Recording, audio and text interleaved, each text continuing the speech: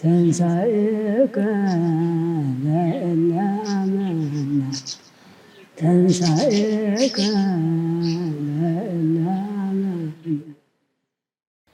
ክርስቶስ ተንሥአ እሙታን በዐቢይ ኃይል ወሥልጣን አሰሮ ለሰይጣን አግዓዞ ለአዳም ሰላም እምይእዜሰ ይኩን ፍስሐ ወሰላም።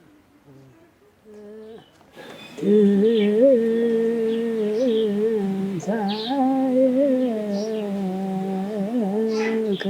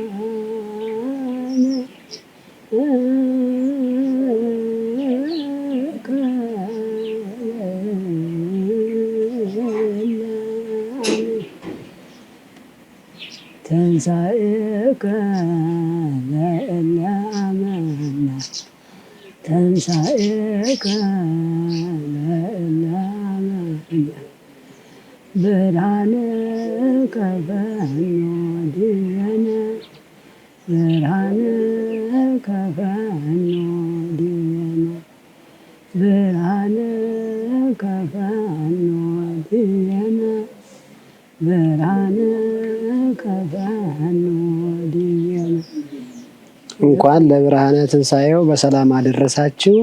ሀበጥንተ ነገር መርሃ ግብራችንን ጀምረናል። ዛሬ የምንገኘው በማዕከላዊ ጎንደር ሀገረ ስብከት በደብረ ጽባ እልፍኝ ቅዱስ ጊዮርጊስ ቤተክርስቲያን ተገኝተናል።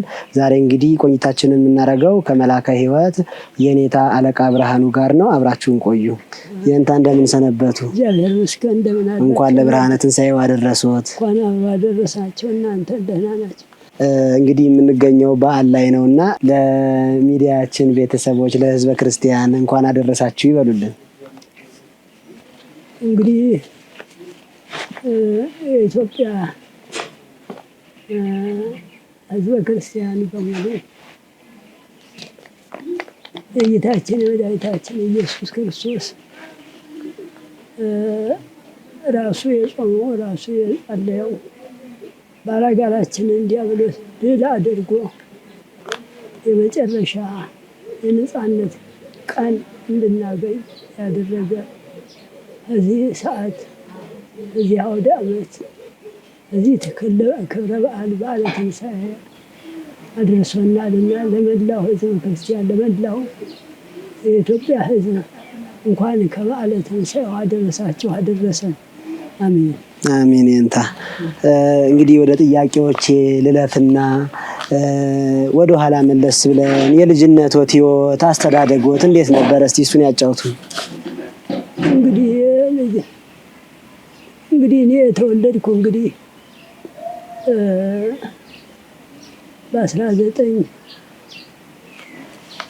በ1937 ዓመተ ምህረት መስከረም 27 ቀን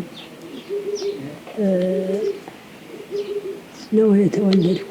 አሁን እንግዲህ ወደ 80 ዓመት ሆኖኛል። 81 ይዣለሁ። እና አስተዳደጌ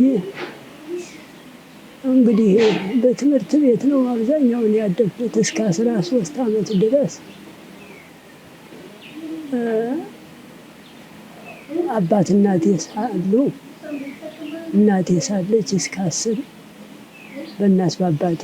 እዚያ በኋላ ደግሞ አባቴ ሌላ አገባ። ወደ 3 ዓመት ከቆየሁ በኋላ ወደ ትምህርት ቤት ነው የሄድኩት። ያው ትምህርት ቤት ብዙ ጊዜ መጀመሪያ እዚያው ከነበርኩበት ቦታ ማጂ ኢየሱስ ይባላል፣ የእንታ ገብረ ኢየሱስ ፊደል ቆጥሬ ግዕዙንም ወድ ንባቡንም ቁም ንባቡንም እዚያው ነው የፈጸምኩት። ከዚያ በኋላ ግን ወደ ሌላ ትምህርት ቤት ሄጄ ጠለምት ላውቂያ ሚካኤል ይባላል። ድጓ መምህር ናቸው፣ መርጌታ ቀላይ ይባላሉ። እሳቸው ዳዊት ያስተምረውኛል፣ ሰዓታት ያስተምረውኛል። እዚያ እንደነበርኩም ደግሞ በንባብ ትንሽ ቀልጠፍ ያልኩ ነበር የዛን ጊዜ፣ የአሁኑን አይሆን እንጂ። ታዲያ አጋጣሚ ሆኖ ብፁዕ አቡነ ጴጥሮስ የሚባሉ የዚህ ሀገረ ስብከት ሊቀ ጳጳስ ተሹመው እንደመጡ ወደ አክሱም ጉብኝት ሊያደርጉ እዚያ ትምህርት ቤት እንዳለን አዳርቃይ አስጋዴት ማርያም ይገኛሉና እዚያ ቅስናም ዲቁናም የሚቀበል እዚያ እንዲሄድ ተባለ። አላ መምህር የሰሙ እኔ አልሄድም ገና ትምህርት ልቀጥል ነው። ኧረ ይበቃሃል ዳዊት ደግመሃል፣ እንደገና ደግሞ ንባብ ጎበዝ ነህ ሂድ ምናምን ሲሉ እሺ ብዬ እዚያው አስጋዴት ማርያም ዲቁና ተቀብያለሁ። እዚያ እያየ ቅዳሴ መርጌታ ቢያድግልኝ የሚባሉ ነበሩ። ስላሬ አቡነ ሳሙኤል ይባላል። እዚያ ቅዳሴ ተምሬያለሁ። እዚያ ያን እንደተማርኩ ደግሞ ወደ ቅኔ ቤት ገባሁ። ቅኔ ቤት ከእንታ ገብረ ዋህድ በስቂያ ስለው ሰዋሬ ማርያም ከምትባለው ቦታ እዚያ ለ2 ዓመት ቆይቼ እዚያ ተቀምጫለሁ። ሌላም እንደዚህ አንታም ምስማክ ተምሬያለሁ። እዚያ በኋላ ግን እንደገና ወደ ዜማ ቤት ከየንታ የህይስ የእንታ የህይስ የት ነበር የነበሩት? መሆጠች ኪዳነ ምህረት እዚህ መሆጠች ልደታ ትባላለች። ዳባት ወገራ እዚያ ምዕራፍ ጾመ ድጓ በሚገባ አስተምረውኛል። እዚያ ሲያያዝ ቅድም እንዳልኩት ችንወ ሊባኖስ መርጌታ ቃልአብ የሚባሉ የአቋቋም መምህር ነበሩ። ኤርትራዊ ናቸው። እዚያ ገብቼ ስማር ሳለ ወደ ሀገር ልሄድ ነኝና እንግዲህ ቦታ ፈልጎ ሲሉ እንደ 5 ወር እንደቆየ እሳቸው ወደዚያ ሲሄዱ ወደ ጎንደር መጥቼ ከእንታ ሀረጋዊ አቋቋም ተምሬያለሁ። ክብረ በዓሉንም መዝሙሩንም ወር በዓሉንም ሁሉንም እሳቸው ነው የተማርኩ። ከእንታ ሀረጋዊ ከእንታ ሀረጋዊ የት ነበር የነበሩት? አሁን ቤት ገብርኤል እዚያ ነው የተማርኩ። አሁን ቤት ገብርኤል እዚያ እንደቆየሁ ደግሞ በ67 ዓመተ ምህረት የካህናት ኮርስ ተብሎ አዲስ አበባ 1 ዓመት ያህል የካህናት ኮርስ ቆይቻለሁ። እዚያ ተመልሼ መጥቼ የትውልድ ሀገሬ ትልቅ ደብር ነው የነበረ። የእሱን ደብር ልቅና ተቀብዬ ወደ ሀገሬ ሄድኩ። ሳየው በጊዜው የነበረ እንትን ደርግ ስለገባ ሁሉ ነገር ያለፈበት ሲሆን ከዚህ ሀገር አልቀመጥም ብዬ እንደገና ጎንደር መጣሁ። ጎንደር ቤተ ክህነት አውራጃ መዝገብ ቤት ተቀጥሬ ቆየሁ ከ69 እስከ 73 ዓመተ ምህረት እዚያ እስከ 72 ዓመተ ምህረት እዚያ ቆየሁና ወቅዱስ አቡነ መርቆሬዎስ በጣም ይወዱኝ ነበር። በ72 ዓመተ ምህረት የፊት አቦ ደብረ አስተዳዳሪ ሾሙ። እዚያ እንደተሾምኩ ደግሞ ትንሽ ሳንቲሟ እንዳያንስ ብሎ ሐዋርያው ጳውሎስ የመንፈሳዊ ትምህርት ሕፃናት ሞግዚት ሆኜ ለአንድ 2 ዓመት ቆይቻለሁ። እዚያ ወደ ሀገረ ስብከት የንብረት ክፍልና የገንዘብ ያዥ ሆኜ እያገለገልኩ እዚያም በኋላ ደግሞ የካህናት አስተዳደር ሆኜ ያው ጡረታ እስከምወጣ ድረስ በ95 ዓመተ ምህረት በ2005 ዓመተ ምህረት ነው ጡረታ የወጣው። እዚያ እንግዲህ ፊት አቦ አንድ 4 ዓመት ቆይቻለሁ። በ1974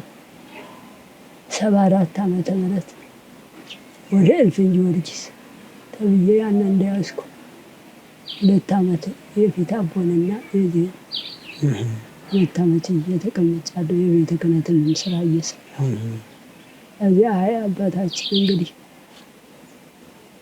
አስቸጋሪ ነው። የፊት አቦን ለሌላ ይስጡት፣ ለቤተ ክህነቱ የሚቀርበኝ እልፍኝ ጊዮርጊስ ብዬ ያው እልፍኝ ጊዮርጊስን እስካሁን ድረስ ይቻለሁ።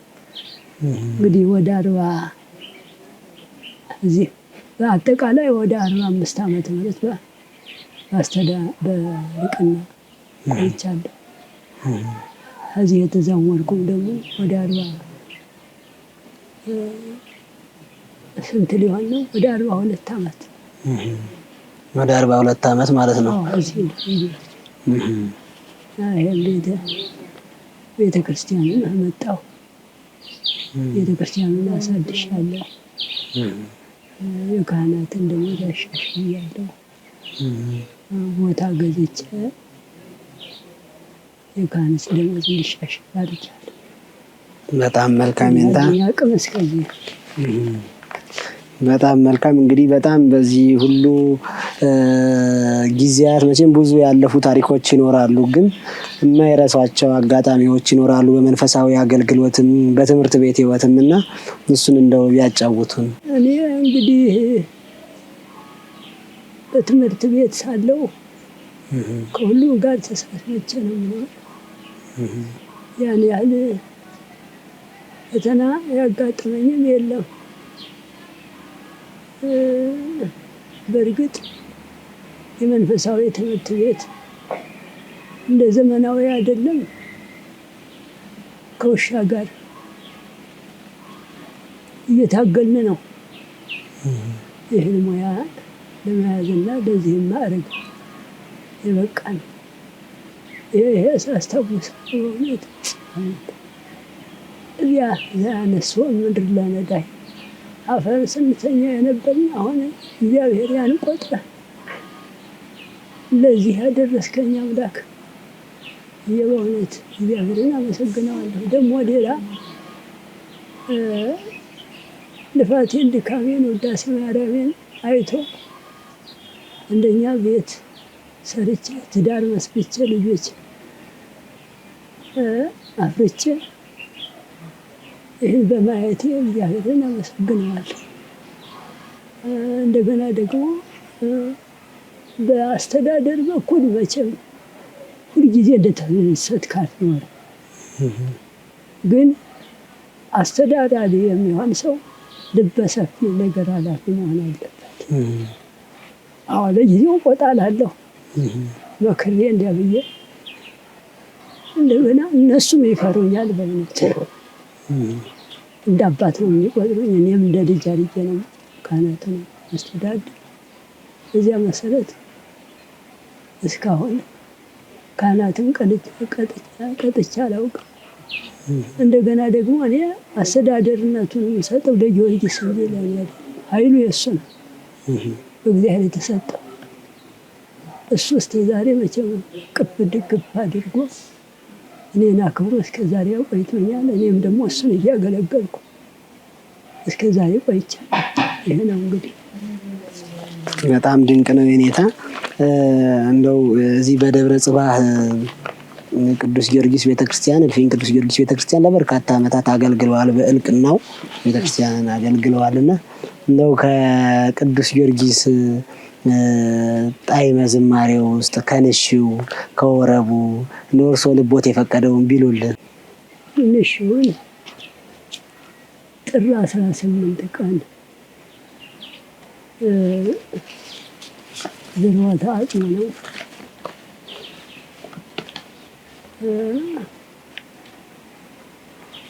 ለብዙ ወለቅዱስ የሚለውን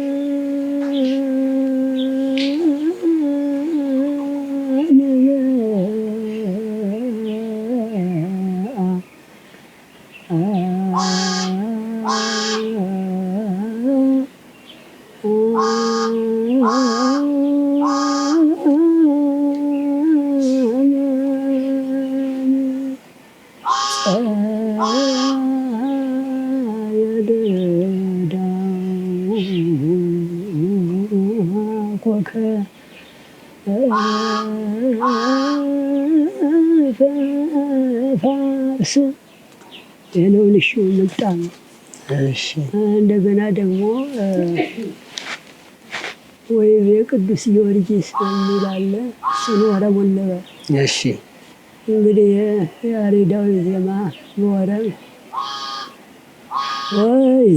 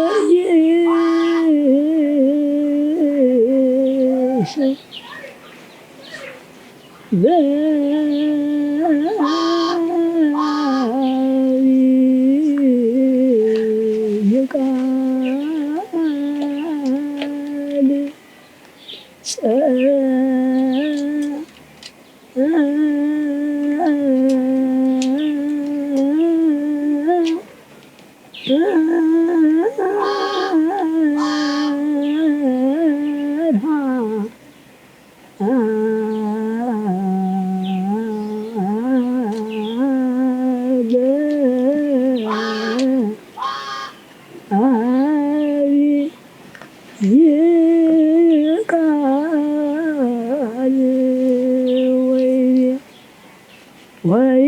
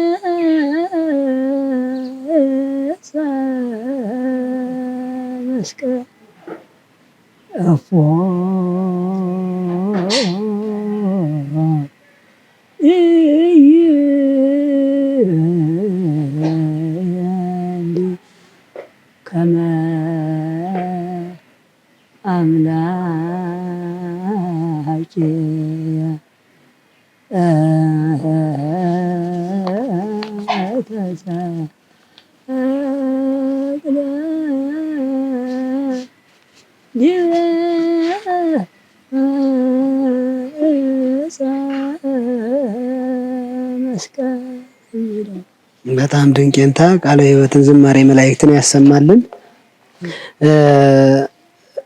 እድሜው ስንት ሆኖት የኔታ? 80 መስከረም 27 አልፎ አሁን ወደ 81 ይዣለሁ። በጣም ድንቅ ነው። እንደው በዚህ በ81 ዓመት ውስጥ መቼም በአብነት ጉባኤ ቤት የቆዩበት አለ፣ በመንፈሳዊ አገልግሎት አለ እና እንደው በመንፈሳዊ ትምህርት ቤት ውስጥ በቤተ ጉባኤ ሲቆዩ አሁን ላይና በእናንተ ጥንት በነበረው ጊዜ ያለው የተማሪው ልዩነት ምንድን ነው ይላሉ? ጥሩ ጥያቄ ነው። ልዩነት በጣም ሰፋ ያለ ነገር አለ። በእኛ ጊዜ እንኳን ተማሪው ቀርቶ መምህሩ በልመና እንጀራ ነው የሚለው። ተማሪውም በእውነት ቃለ እግዚአብሔሩን ምግብ፣ መጠጥ፣ ልብስ አድርጎ ያለውን ችግር ተቋቁሞ ነው የሚማር የነበረ። ልብሱን፣ ጫማውን፣ ምኑን አይመለከትም።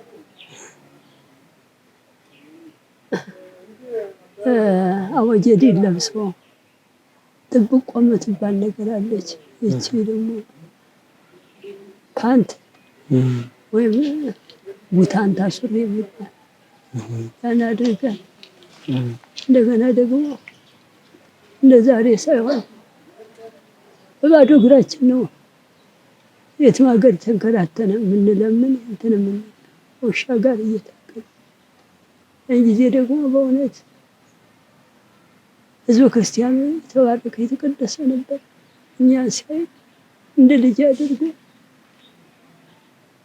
የተቻለው በወጥ አድርጎ ይሰጠና የተቻለው ደግሞ ለጨው እንደ ያለችውን ደግሞ በደረቅ ይሰጠና ጥሬም ይሰጠና ቆሎም ይሰጠና ያን ሁሉ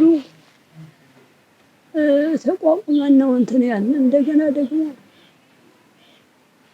ኮቸሮ አድርገን አይጥ ሲጫወትበት የዋለው የእናትና ልጁ ስም የተጠራበት ስለሆነ ተስፋዬ ብለው ነው የምንለው የነበረ። ያን ጊዜ ኮቸሮ ቤቱ በሽሮ አድርገን ስንበላ ያን ጊዜ ዛሬ ሀፍርናሽ ከምተኛ ይልቅ እኛ የዛን ጊዜ በሰሌን ላይ ተኝተን ያችን በልታ ስንነሳ ዘይት ያረበረበበት መልክ መስሎ ነው የሚታይ ነበር። ለምን የእግዚአብሔር ጸጋ አልተለየ።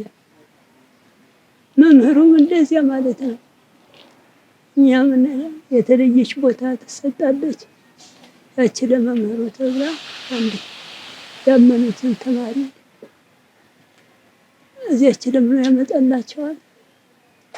ያቺው በሽቱ አድርገው እንትን ይላሉ። ከአንዳንድ ቦታ ደግሞ ለእውነት ሆነን የቅኔ ስማርባቸው ነበር። እንታ ገብረዋህድ ይባላሉ። የዚህ ሀገር በልመና እንጀራ እንትን አይልም። 5 እንጀራ ድስት ወጥ ቡይት የምትባላለች በዚያ ጠላ አድርጎ ነው የሚያመጣላቸው። ታዲያ ባህታዊ ስለነበሩ ውለው ነው የሚመገቡ። ውለው ይመገባሉ። ያቺው ትንሽ ቅምስ ቅምስ አድርገው ጓደኛ አላቸው። ጓደኛቸው ጋር የተረፈ እንደሆነ እንግዳ ተማሪ ካለ እንግዳ ተማሪ ካለለ ግን ተራ በተራ ተማሪው እየጠሩ እኛን ያበሉ እና የፊተኛውና ያሁኑ የተለየ ነው። እንደገና ደግሞ የፊተኛ ሌት ተቀን ነው የምንቀጸል። ምኝታ የለም። የተወሰነች እንዲያው 4-5 ሰዓት ተኝተን ወዲያው ደግሞ እንቀሰቀሳለን። ወዲያው ደግሞ እንማራለን። ያዋላ ደግሞ ወደ ቅጸላ ቀን ተሌት።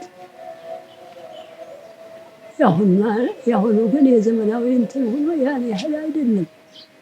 ግጥ ቃለ እግዚአብሔሩ በጣም እየሰፋ ሄዷል፣ አምሯል። የተማሪው ቅጸላና የተማሪው አካሄድ ግን እንደ ወትሮው አይመስልም። ሳየው ስገምት ልዩነቱ ይሄ ነው። በጣም ድንቄንታ ነው። በዚህ በጎንደር ከተማ ባሉት አብያተ ክርስቲያናት በአድባራቱ በየአብያተ ክርስቲያናቱ ክብረ በዓል ሲሆን ሌላም መርሃ ግብር ሲኖር መቼም በመንፈሳዊ አገልግሎቱ አይለዩም። በሁሉም ቦታ ላይ ያሉና እንደው ጎንደርን በምን ቃል ይገልጿታል? ከቃለ እግዚአብሔር አኳያ፣ ከመንፈሳዊ አገልግሎት አኳያ ጎንደር በእውነት አምሳያ የላት። አንደኛ የጎንደር ቃለ እግዚአብሔር በአንድ አይነት አይሄድም። ወደ 5 አይነት አለው። አንደኛ ታች ቤት ነው። ሁለተኛ ላይ ቤት ነው። ሶስተኛ እርቅ ቤት ነው። አራተኛ ሳንኳ ነው። አምስተኛ ድኩል የሚባል አለ። የእነዚህ ሁሉ ቃለ እግዚአብሔር የተለየ ነው። ታዲያ ጎንደርን አስከብሯት የሚኖር ልዩነት አንዳንድ ጊዜ በጣም እንትን ይላል፣ ያስከብራል። ያም ለመስማት ተማሪው እንትን ይላል እና እኔ በእውነት ጎንደር በሁሉም አገልግሎት እገኛለሁ። እንግዲህ የእርቅ ቤቱንም የታች ቤቱንም የላይ ቤቱንም በድኩሌም በሳንኳም በሁሉ ስለምገኝ እኔ የሁሉም ቃለ እግዚአብሔር ጣዕም ስላለው ሲቆም እንደ ሌላው ሀገር ይዩልኝ አይደለም፣ ትርኢት የለውም። እንደ ጸሎት ነው፣ ተስማምተህ ነው። ልዩነት ቢኖር እንኳ ያነ ትልቁ ወይም መምህሩ ሲቆጣ በአንድ ላይ ጸጥ ብሎ ነው የሚሄድ እንጂ መለያየት የለም። የኔ ይሰማልኝ የኔ እንትን ይበልልኝ አይልም። በዚህ በእውነት እንደ ማር እንደ ወተት ጣፍጦ ቃለ እግዚአብሔር ይኖራል። እዚያ መካከል ደግሞ በእውነት ቅዱሳን መላእክት መካከል ስለሚገኙ እንደ ጸሎት ስለሆነ ያ ጸሎቱ እንኳን ለካህኑ ቀርቶ ዓለምን ሁሉ የሚጠብቀው ነው የማየው። እና የጎንደር ቃለ እግዚአብሔር በጣም ሰፊ ነው። የጎንደር ቃለ እግዚአብሔር ደግሞ እንደ ጸሎት ነው። የጎንደር ቃለ እግዚአብሔር ደግሞ ጣዕመ ዜማው እንደ ማር እንደ ወተት የሚጣፍጥ ስለሆነ ለዚያ ነው እዚህ ሀገር የምንለው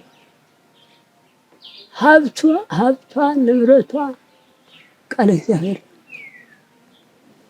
ዛሬ በሳንቲም እየተገዛ አዲስ አበባ እየሄደ ውጭ ሀገርም እየሄደ በሳንቲም ይገዛል። ትምህርቱ ግን ያለ እዚህ ነው።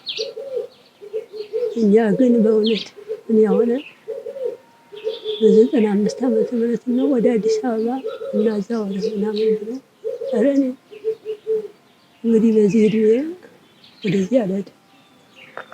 ዛቲቲ ምዕራፍ ይላል ጎንደር ቃለ እግዚአብሔር ተለይቼ እኔ እንትን አልኩ ብዬ ነው በእውነት እዚች የምኖረው። እና የጎንደር ቃለ እግዚአብሔር ጣዕመ ዜማው ራሱ ስብከት ነው። ለዛሬ ስብከት ሳይሆን በዚህ ነው ህዝበ ክርስቲያኑ በጣዕመ ዜማው ተነድፎ ተሰብኮ የሚኖረው በዚህ። አሁን ዛሬ ደግሞ እግዚአብሔር ይመስገን መምህራኑ እየወጡ ያስተምራሉ፣ ይሰብካሉ። ጣዕመ ዜማውን አበጥረው አንጠርጥረው አሳምረው በስብከተ ወንጌል ያቀርቡታል። እና ይሄ ነው የጎንደር ቃለ እግዚአብሔር። መቼም ይሄ ተብሎ እንትን የሚል አይደለም።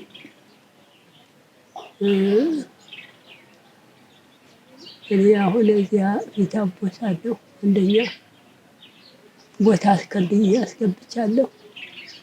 በሁለተኛ ወና አረጋዊን አስገብቻለሁ። ያውና አረጋዊን በሚገባ ሰዓት ያ ጊዜ ታላላቆች አባቶች ነበሩ። እነ የንታ ሄኖክ እነ የንታ የተባረክ ጭርቆስ ትልቅ አባት ነበሩ።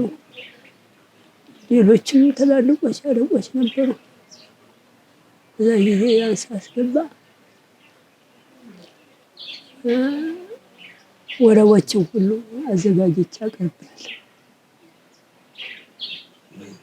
ከወረቦች አንዱን ብልም ይበሉልን ደስ ይለኛል። ይበሉልን። አሁን አረጋዊ በ1900 ፊት መካነ ሕይወት ፊት አቦ አሁን አረጋዊ በገቡ ጊዜ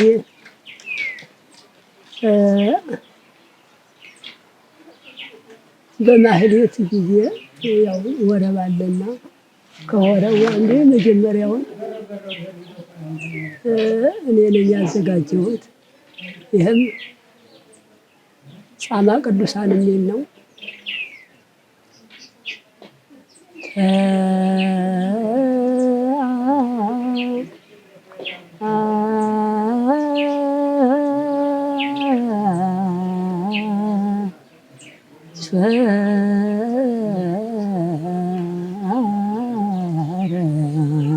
አረጋዊ ሃይማኖተ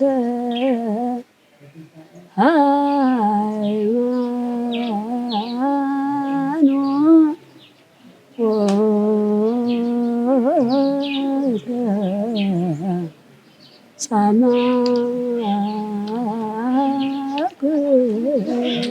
ቅዱሳን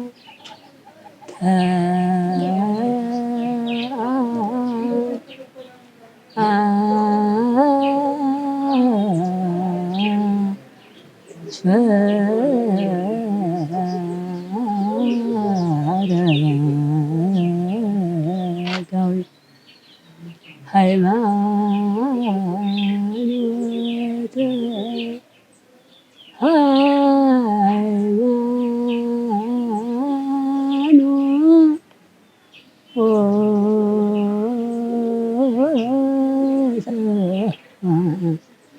ጻማ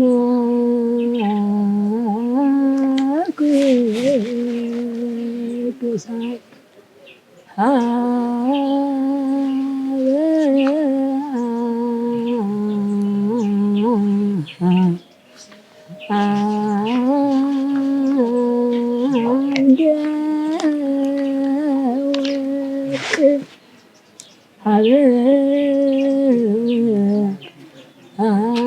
አንድ ወርቅ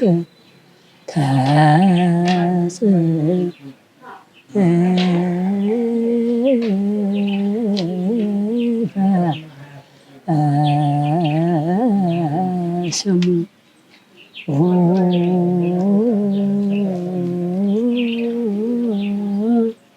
ስሙ አረጋዊ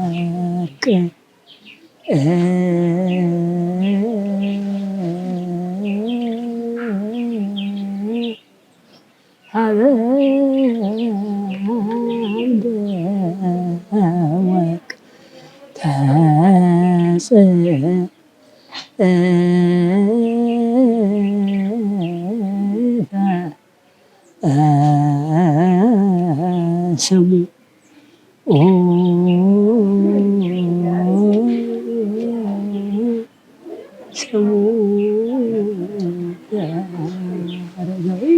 በጣም ድንቅ ነው። እንታ እንግዲህ እቺን እርስዎ ነው የፈጠሯት?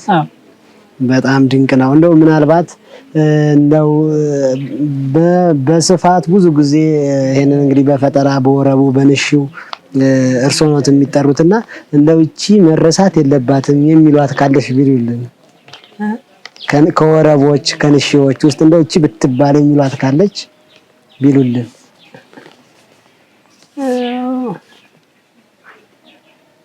ከወረቦች እንግዲህ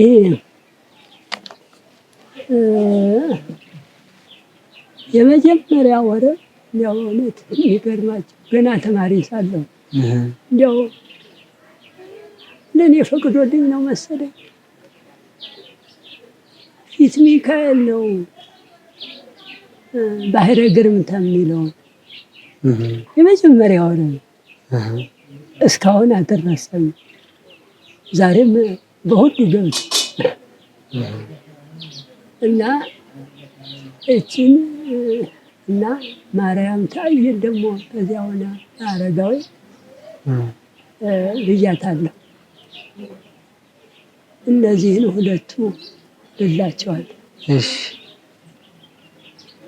እሺ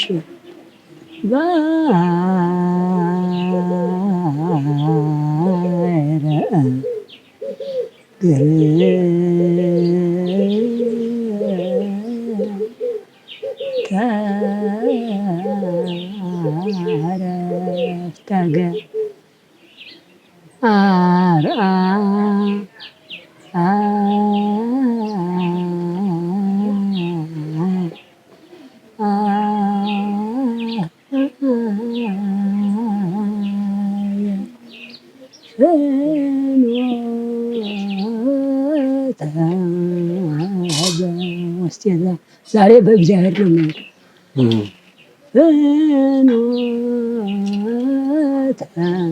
እግዚአብሔር ነው የሚሄድ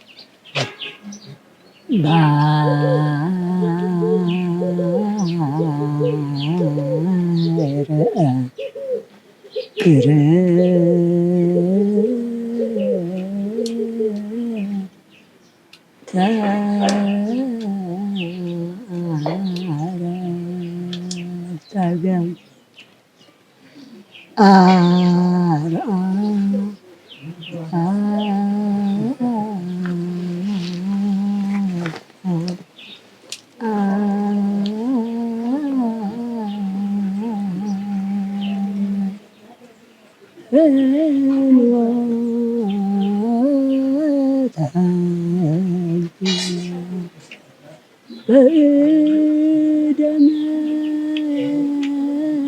መላኩ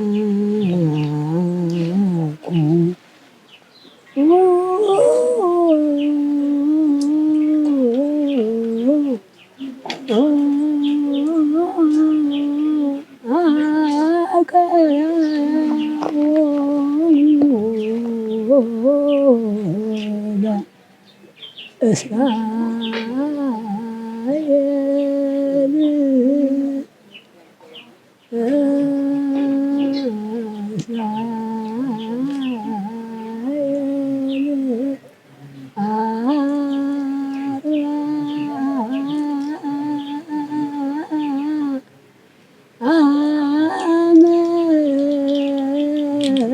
አመተ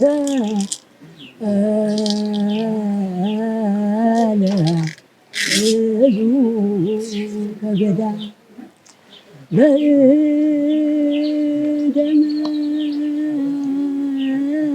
መላኩ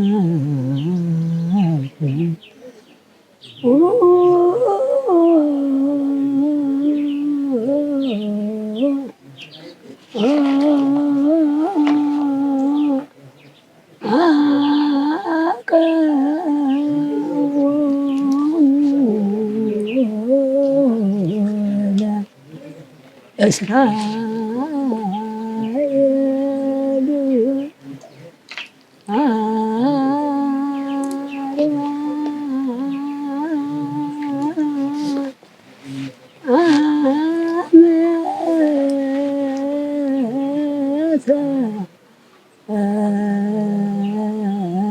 አመተ ብዙ በገዳም እኔ ያልኩት ሚካኤል ነው። ከዚያ ደግሞ አሁን አረጋዊ ደግሞ ቅድም እንዳልኩት አሁን አረጋዊን ብያለሁ። ማህሌተ ጽጌ ማርያም ታየች ከመወፍ የሚል አለ። እሺ ማርያም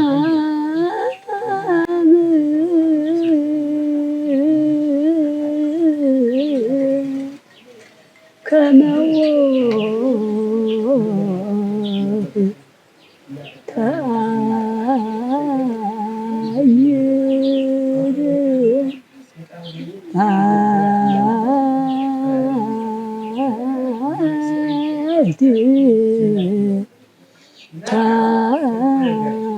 ታውሳ ምድረ ግብፅ ማርያም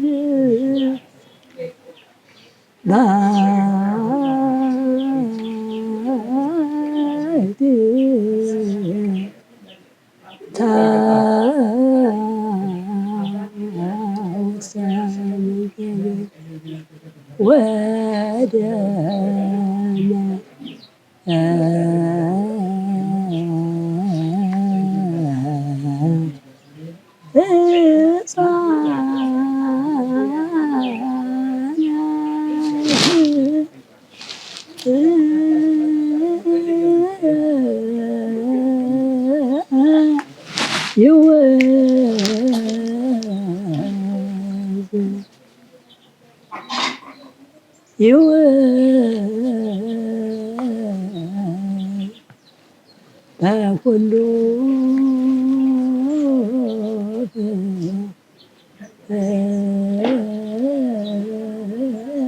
ቦታ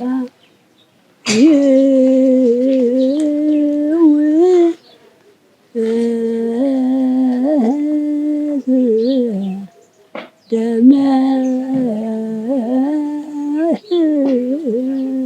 ሕፃናት ወደመ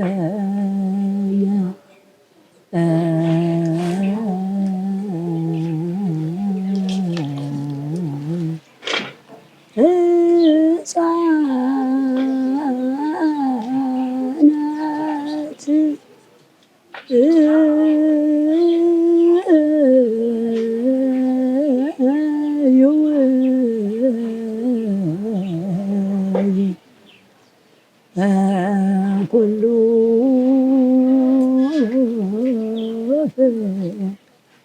ሞታ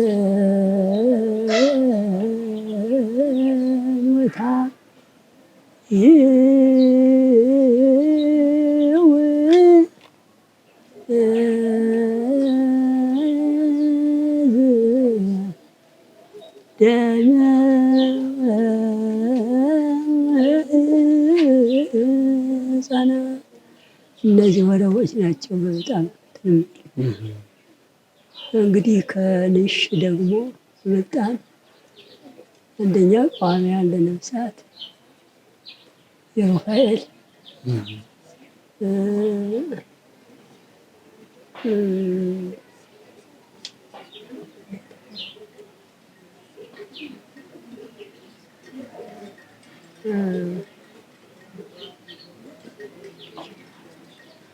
እስቲ ቋሚ ያለ ነፍሳት መጀመሪያ ነውና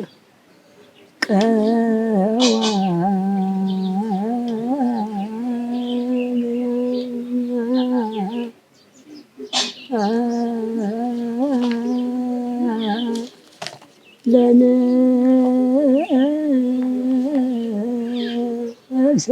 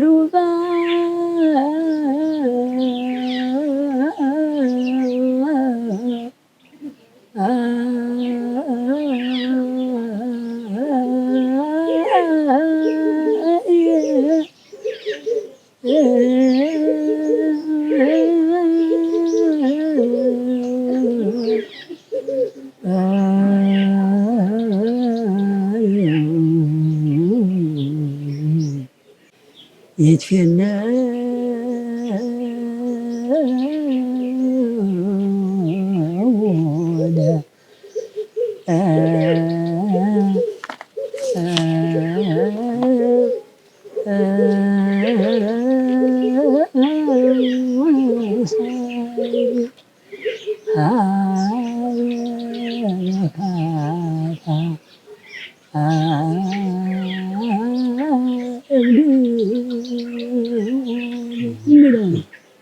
በጣም ድንቅ ነው።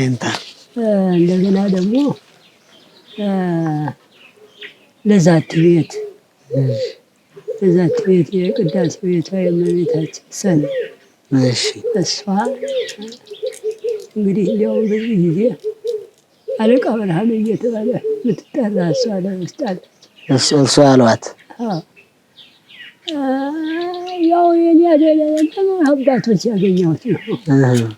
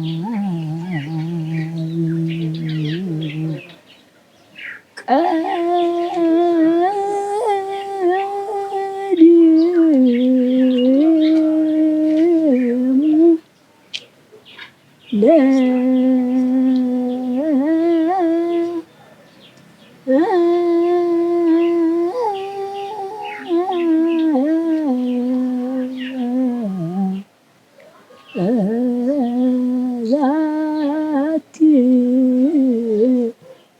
ቤት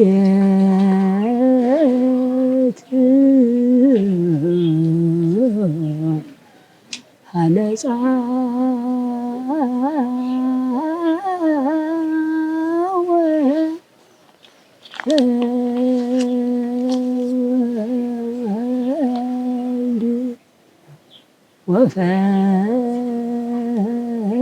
ወፈሰ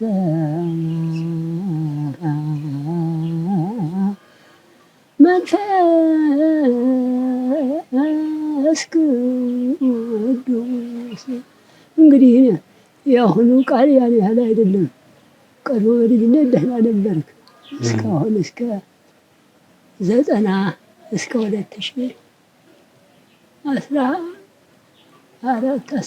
ደህና ነው። በዚያ በኋላ ግን እየቀነሰ እየሄደ ነው።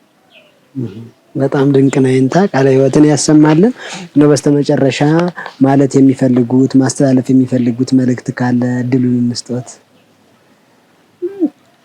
እሺ፣ እንደ እውነት ከሆነ ጎንደር ከማስተላለፈው በፊት አንዳንድ ታሪክ አለ። እሺ። ጎንደር እውነት ትልቅ ሀገር ናት። አፄ ፋሲል ፈልገው ያገኟት ሀገር ናት። መጀመሪያ የነገሱ ከአባታቸው ከአፄ ሱስንዮስ ደንቀስ ኢየሱስ ነው። አሬንጎ የሚባል ቤተ መንግስት ነበራቸው የአፄ ሱስንዮስ፣ እዚያ ነው የነገሱ። ያው በኋላ ግን ለአባትየው ነው ተነግሮ የነበረ የሚለው እሷን አገኛቸው የሚል ነበረ። አፄ ፋሲል ደረሳቸው ጎንደርን ከዚያ ነግሰው ሳለ 5 ዓመት ነው ከዚያ የነገሱ።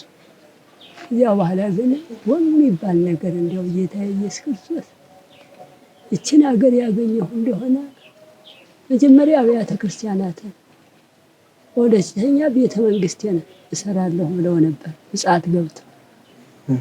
እዚያ በኋላ በቅሏቸው አውታሯን በጥሳ አጋጣሚ ሆኖ እየሮጠች ባልደራስ ነበር፣ እሱም እየተከተለ ጎንደር 40ቱ እንስሳ ደረሰች። 40ቱ እንስሳ ሲደርስ ደግሞ እየሮጠች ወደ ጎንደር ጊዮርጊስ ደረሰች። በኋላ እዚህ 40ቱ እንስሳ ሰው አገኘና ያነ የተላከው ሰራዊታችን እንዲያውም በቅሎ አውታሯን በጥሳ አሁን እዚህ ደርሳ ነበር። እንዲያው አይታችኋል? ኧረ ጎንደሮች ጊዮርጊስ ናት ያለች ብሎ እሷን ይዞ ወዲያው ተከታትሎ በቅሎይቱን ይዞ የምስራች ብሎ ጃንሆይ ጎ የሚሉትን ነገር ያገኘሁት ማን የምትባል ጎንደር ብለው በጣም እንደነገጡ ይባላል። እዚያ ተነስተው ሂጄ ማየት አለብኝ ብለው በመጀመሪያ ሲነሱ በቅሎ ፈረስ ይዘው ነው።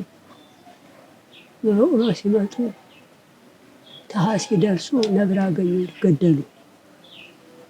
መገይ ሲደርሱ አንበሳ አገኙ፣ ገደሉ። አንገረብ ሲደርሱ ዝሆን ገደሉ። በኋላ እዚህ ውስጥ ደረሱና ቤተ መንግስታቸው የሰሩበት ባህር ነው የነበር ነው የሚባል። ባህሩ ወጣ ብሎ ጎሽ ያገኙ። ያን ጎሽ ገላለሁ ሲሉ ተመልሶ ወደ እንትን ያን ጊዜ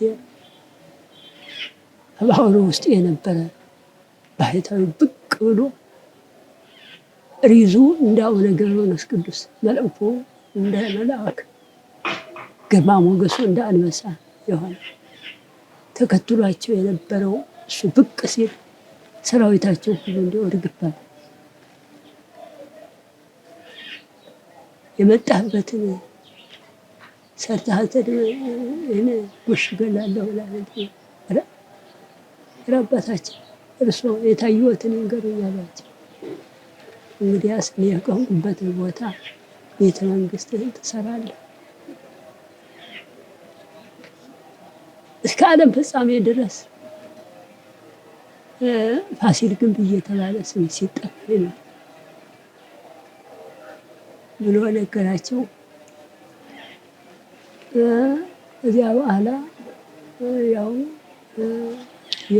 የደንቢያን፣ የአርማጭሆን፣ የወገራን፣ የበለሳን ከብት አምጥተው አስጥሰው ዱር ነበር ይባላል። ያን አስጥሰው በፖርቱጋል የግንብ ጥበበኞችን አምጥተው ቤተ መንግስታቸውን እየሰሩ ሳለ አውሬው መከራ በላ። መብረቅ እየወረደ መከራ በላች። በሽታ እየመጣ መከራ በላች። ነፋስ እየተነሳ መከራ በላች። እዚያ በኋላ ለእሳቸው የታዘዘ ባህታዊ ጠባቂ አዝነው ሳለ ብቅ ብሎ ምን ሆነ ያሳዝናል? አይ እኔማ ቤተ መንግስት እሰራለሁ ስል እንዲህ አይነት አጋጣሚ በል ስለትህን ረስተህ ነው። መጀመሪያ አብያተ ክርስቲያናትን እሰራለሁ ብለህ አልነበረ? መጀመሪያ ፊት አቦን ለመብረቅ፣ ፊት ሚካኤልን ለበሽታ፣ አደባባይ ኢየሱስና ግምጃዊት ማርያምን ለመብረቅ፣ ለአንዳንድ ነገር ደግሞ የሚጠብቅህ በልፍኝህ ልፍኝ ጊዮርጊስን፣ በግምጃዊት ማርያምን፣ በአደባባይ ኢየሱስ ስራ። እዚያ በኋላ መድኃኔዓለም ስራ። ለነፋሱ ደግሞ አሁን ቤት ገብርኤል 7 አብያተ ክርስቲያናት ተክለዋል። እዚያ በኋላ ያን አብያተ ክርስቲያናት ተክለው ሲሰሩት እንዲያውም አንዳንድ ሜትር እያደገ ያድር ነበር ይባላል ግንቡ እና ያን ግንብ አሰርተው ይህ ግንብ እንግዲህ መጀመሪያ እሳቸው አሰርተዋል። ሲያሰሩት ደግሞ አንደኛ እንቁላል ግንብ፣ ከበሮ ግንብ፣ አሞራ ግንብ፣ ዶቄት ግንብ፣ ወረቀት ግንብ ይባላል። ወረቀት ግንብ ግምጃ ቤታቸው ነው እና ደግሞ ሚካኤልና ገብርኤል ስር ያለበት ነው። ይህን አድርገው እነዚህ አብያተ ክርስቲያናት ከተሰሩ በኋላ መንግስታቸው በነፃነት ሄደ። ያነ አሰርተው ካበቁ በኋላ 12 መግቢያ ያለው እያለው በሩ አሁን ብትቆጥራቸው 12 ናቸው። እያንዳንዳቸው ስም አለው። 12 መሆኑን ያዘው። እሺ። እና ያ ባህታዊ ሲሞት አዘኑ፣ አትዘን። አደባባይ ኢየሱስ እዚህ እንትን ጃን ተከል ዋርካ ይባላል አይደለም? ከዚያ መንገዱ ላይ እንደ ሰለሰለች አድርገህ ቅበረኝ። የኋላ ባህታዊ መጥተው ጸሎት አድርሰው ቀበሯቸው ይባላል። እኔ ከተቀበርኩበት ቦታ ከ1 እስከ 7 ሁል ጊዜ ቁርአተ ርዕሱን ይዘህ ምህላ አድርግ። ድርቅ ቢመጣም፣ በሽታም ቢመጣም፣ ጦርነት ቢመጣም ለዚህ ሁሉ የሚያስታግስልህ እሱ ነው ብሏቸው ያው እስካሁን ድረስ ጸሎትን ሁላ የሚባለው በዚያ ምክንያት ነው። ይህንም ጭምር እንድታውቁት ብዬ ነው። እና እዚያ ቀጥሎ ጻድቁ ዮሐንስ ነው። ጻድቁ ዮሐንስ የእሳቸው ልጅ ናቸው። ፍቅር ግንብ የሚባለውን ሰርተዋል። እዚያ ቀጥሎ ደግሞ አፄ ኢያሱ ነው። ዲያም ሰገድ ኢያሱ እሳቸው ያሰሩት ደግሞ ልዩ ግንብ ነው። አሁንም አለ። ያው ጣሊያን ሲለቅ እንግሊዝ ይህን የሚመስል ከእንግሊዝ ሀገር አለ። ኩዴታውን በአየር አፍርሶታል ይባላል። የእሱ ብቻ እንዲነግስ ተብሎ ከእሱ ቀጥሎ አፄ ዳዊት ናቸው። አፄ ዳዊት እነዚህ ሁሉ ደግሞ ቤተክርስቲያን እየተከሉ ነው እንትን ያሉ እንጂ ያለ ቤተክርስቲያን አይደለም። የጻድቁ ዮሐንስ አባ አንጠንዋስ ጸዳ እግዚአብሔር አብ፣ የአዲያም ሰገድ ኢያሱ ደግሞ ደብረ ብርሃን ሥላሴና አደባባይ ተክለ ሃይማኖት ነው። ከዚያ ቀጥሎ ደግሞ አድባር ሰገድ አፄ ዳዊት ነገሱ። ይኸው እዚህ የምናየው ግንብ ደባል ግንብ ይባላል። ዘመነ ሰናብ ነበር። ቀን ተሌት እንዲያው ወይን እየጠጡ እዚህ መዝሙር የሚያደርጉበት ነበር ይባላል። እሳቸው ደግሞ አጣጣሚ ሚካኤልና ዳረገንዳይ ወስጣቶችን ተክለዋል። እዚያ ቀጥሎ አፄ በካፋ ደግሞ የራሳቸው ግንብ አለ። እሳቸው እንደዚህ እቴጌ ምንትዋብን ገብተው ትልቅ ግንብ በዚህ አለ። እሳቸው የተከሉት ደግሞ ሁለት እህቶች ነበራቸው። ወለተ ኪዳንና ወለተ ሩፋኤል የሚባሉ። በወለተ ሩፋኤል ስም ሩፋኤልን ተከሉ። በወለተ ኪዳን ስም ደግሞ ደፈጫ ኪዳን ተከሉ። ከዚያ ቀጥሎ የነገሰ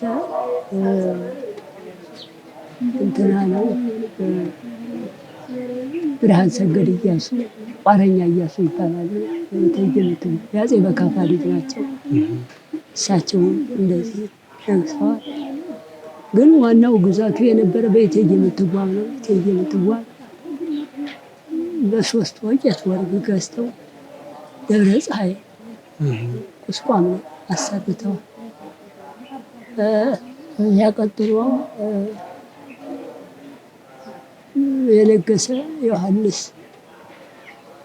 ዘዋህደድ የሆነው እሱም እንደዚሁ የተወሰነ ጊዜ ቆይቶ ተብሏል። ያን ያህል አልቆየም። ከዚያ አፄ ተክለ ሃይማኖት ነገሱ።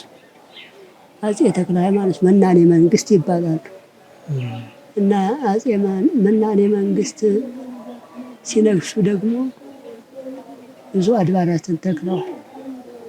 አንደኛ በዓታን፣ ሁለተኛ ቂርቆስን፣ ሶስተኛ ዮሐንስ ወልደ ነጎድጓድን፣ አራተኛ አባ ጃሌ ተክለ ሃይማኖትን፣ ሐዋርያትን፣ ፈንጠር ልደታን፣ አባ ሳሙኤልን ተከሉ ይባላል። እና ከዚያ ቀጥሎ አፄ ሰሎሞን ነግሰዋል። አፄ ሰሎሞን ደግሞ እንደዚሁ እነዚህ ቤተ መንግስት የላቸውም። እዚህ የሰሩት 7 ናቸው። እና አፄ ብርሃን ሰገድ ኢያሱ እነ ዮአስም እነ እንትናም አልሰሩም። መናኔ መንግስት ግን አሁን ያልኳቸው። እዚያ ቀጥሎ አፄ ሰሎሞን ደግሞ የአያታቸው ስም እንዲወሳ ፋሲለደስ ተክለዋል። ያው ፋሲለደስ እዚያ ጥምቀተ ባህር እናካሄድበት እሱ ነው። እዚያ ቀጥሎ ፍጻሜ መንግስት የተባለው ዘመነ መሳፍንት የሚመጣበት ነው። በእሳቸው ጊዜ ነው የተፈጸመው። እሳቸውም እንደዚሁ ደብረ ምጥማቅ ማርያም አሰርተዋል። በእሳቸው ውስጥ ደግሞ ራስ ገብሬ የተባሉት አብዬ ጊዜን አሰርተዋል። በእቴጌ ምንትዋብ ጊዜ ደግሞ እንግዲህ ከመኳንንት ደግሞ መሳፍንት የተከሉ ራስ ወልደ ልዑል ቅዱስ ዮሐንስ መጥምቁ አይተዋል። እያጣች እሱ ነው። እና ያው ጎንደር ይህን ይመስላል ታሪኩ። በጣም ድንቅ ነው ታሪኩ እንድታውቀው። መላ ጎንደር የምናውቀውን ነገርና ይህን ይመስላል። የጎንደር ታሪክ ይህን ይመስላል። በአቋቋሙም 5 ነገር እንዳላቸው ተናግሬያለሁ። ሌሎችን ሁሉ ደግሞ የአቅሜን ያህል ጨርሻለሁ። እንግዲህ አሁን ዝንጋዬም እየመጣ ስለሆነ ትዝ የሚለኝን ነገር ሁሉ የመጨረሻ ማስተላለፈው በእውነት ይሄ ጊዜ የውጥረት ጊዜ፣ ጸሎት ያስፈልጋል። ወደ እግዚአብሔር መስሎት የፈተና ጊዜ ነው። ይህም ፈተና ደግሞ በእኛ ኃይል የሚያልፍ ጊዜ አይደለም። ስለዚህ ለመላው የኢትዮጵያ ሕዝብ ማስተላልፈው ጸሎት እንዲጸልይና መልካሙ ጊዜ እንዲያደርሰን፣ ይህን የፈተና ጊዜ እግዚአብሔር በቸርነቱ በእመቤታችን ጽኑ አማላጅነት በቅዱሳን ጸሎት በእግዚአብሔር ቸርነት ይህን የፈተና ጊዜ እንዲያሳልፍልን የእግዚአብሔር ቅዱስ ፈቃዱ እንዲሆንልን የቅዱሳን ጸሎት የእመቤታችን በረከት የእግዚአብሔር ቸርነት እንዳይለየን ለመላው የኢትዮጵያ ሕዝብ ማስተላልፈው ይህ ነው። መጨረሻ ደግሞ እንኳን በዓለ ትንሣኤው በሰላም አደረሳቸው እያልኩ ንግግሬን እዚህ ይፈጽማል። ውድ ቤተሰቦቻችን ዛሬ እንግዲህ በደብረ ጽባ እልፍኝ ቅዱስ ጊዮርጊስ ቤተክርስቲያን ተገኝተን ከየኔታ መላከ ሕይወት አለቃ ብርሃኑ ጋር ያደረግነው የበዓል ቆይታችን ይህንን ይመስል ነበረ። በዓሉን የደስታ የሐሴት ያድርግልን። መልካም በዓል፣ መልካም ጊዜ። ትንሣኤከ ለእለ አመነ ትንሣኤከ ለእለ